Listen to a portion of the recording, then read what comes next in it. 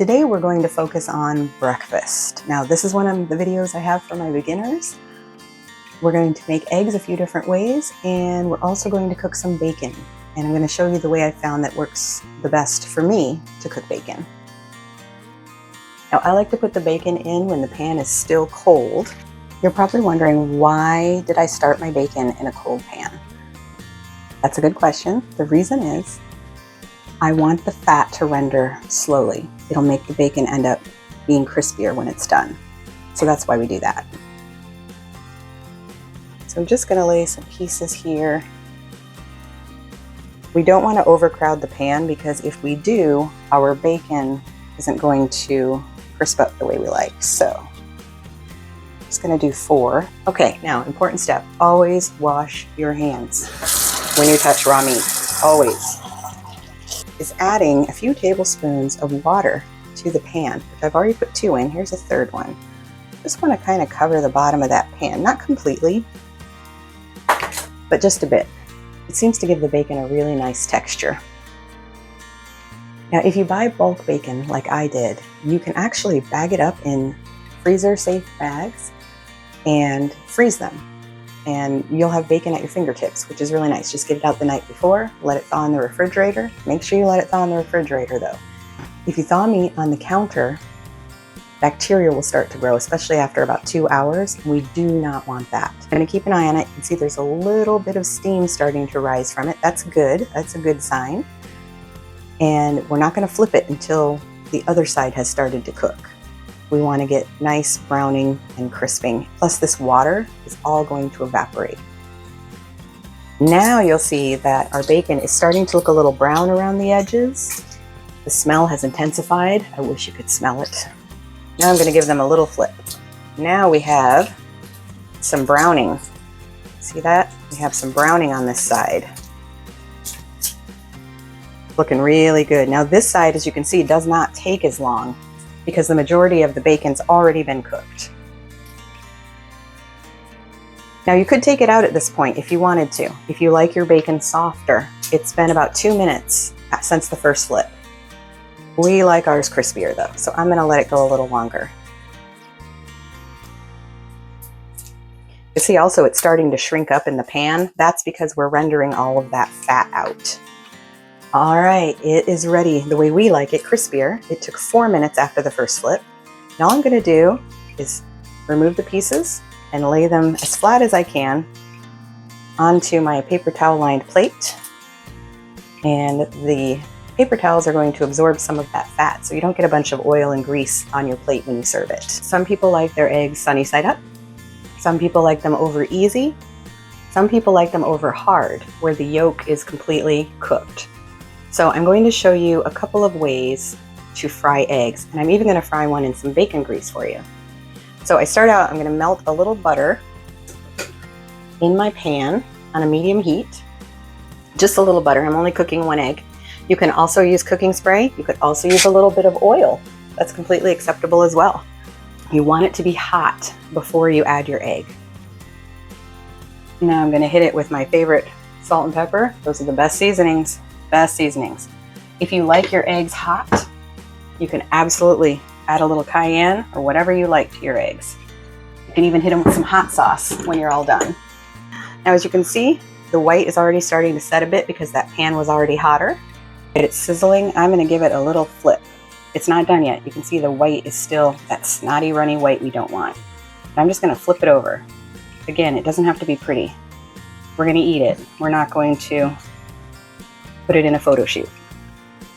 Now I'm going to flip that egg back over. You can see the top is sealed. The egg white is no longer runny, or as I like to call it, snotty. And our egg is now ready. And there we have one. Now this egg is over easy, so we are expecting to see that liquid gold. Let's see. Ah, there it is. Liquid gold. That's what we want. Now we're going to fry an egg in our bacon grease, that luscious, flavorful bacon grease that we still have. I warmed it back up over a medium high, hit it with some salt and pepper.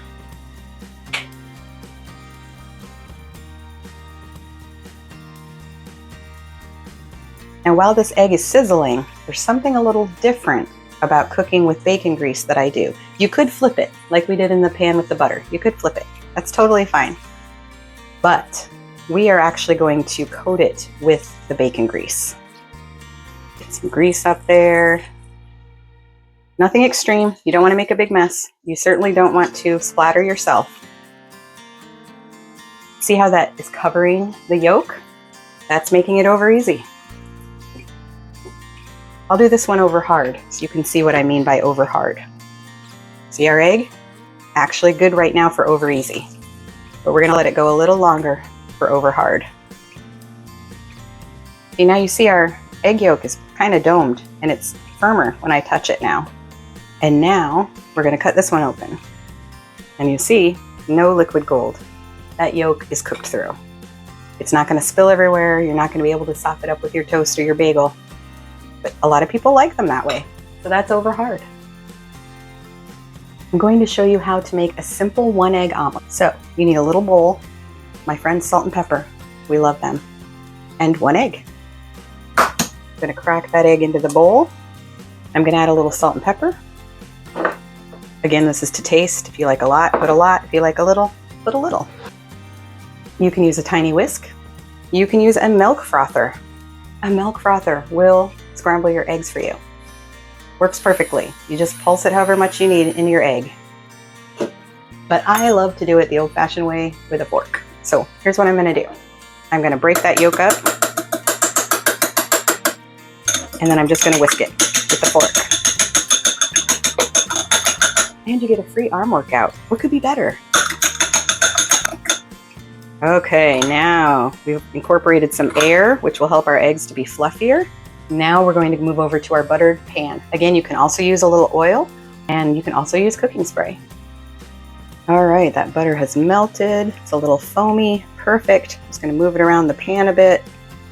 And now I'm going to just pour that whisked egg into my pan. It's good if you use a heavy, sturdy pan for this. The egg will cook more evenly. If you use a lighter pan, your egg may sort of move over to one side and be uneven like this. We don't want that. We want it to be even. Now, when you're making an omelet, you can make a simple cheese omelet, which is what I'm going to show you today. You can also dress them up. You can add mushrooms, onions, tomatoes. They're great with tomatoes. All kinds of cheeses. You can add meat to it. You could put bacon in it, sausage in it, ham in it. Make this omelet your own. Do whatever you like in it. Now I'm on a medium-low, and I'm just going to let that cook. Now this is a pre-shredded cheese. You can use pre-shredded cheese. It does have a coating on it that helps it to not stick together. So I actually prefer my own shredded cheese. But in a pinch, this totally works. I will show you in another video how to shred your own cheese. There are several ways you can do that as well. You can also buy sliced cheese, fancy sliced cheese, or you could even use chunk cheese and just slice it thin on your own. You can even use good old Kraft or whatever brand you like of American cheese slices. Now if I come in and kind of slide my spatula, I can see that that bottom is cooked. You have 2 options here. You can start to fill it and flip it over in half or in thirds, or what I like to do, you don't have to do this step, is flip the entire egg over at this point and turn off my heat. I've turned off my heat, my egg's been flipped. Again, you don't have to flip it at this point. It will still continue to cook if you don't. And now I'm going to go in and add my cheese. And if you were going to add vegetables or meat or anything else to it, this is the time you would do that. I'm going to fold the egg over in half, just like that. Press it down a little. I just want to let that cheese melt. Remember, my heat is off, and the residual heat in the pan will help you to melt that without having to overcook the egg. It'll slide right out of your pan and onto your plate. The final egg I want to show you today is scrambled egg. Again, we're going to melt butter, or you could do cooking spray or oil. I'm going to take my friend's salt and pepper again. Break up that yolk and give it a whisk. All right, that's beautiful. Now we're going to add it to the pan. See, we start our scrambled eggs the same way we start an omelet. Only instead of a spatula this time, I'm going to use, I don't know, you might call it a spoonula. It's kind of like a spatula, but it has a curve in it, makes it kind of like a spoon. And I'm gonna let them set for just a second. I'm on a medium-low heat. You don't want to cook these at a higher heat because they will become rubbery really fast. And now I'm going to just start moving them around. Kind of just making little egg curds. Doesn't take long. We want them to be soft. We want them to be moist and decadent. They're done. They're already done. So take them off the heat. You can add more salt and pepper here if you'd like to. Your red pepper flakes, a little cayenne pepper, whatever you would like. You could also add cheese to your scrambled eggs. In the last few seconds of cooking, you could have added some cheese and made cheesy scrambled eggs. Always good. Kind of like an omelet. But this is what we get. Light, fluffy, soft, and they're not dried out. That's the key. You want to make sure you cook them at a low temperature, only it's not low and slow in this case. It's kind of low and fast. And as easy as that, we've made crispy bacon and eggs 3 ways. I hope that you'll like and subscribe and follow me for more recipes and cooking tips.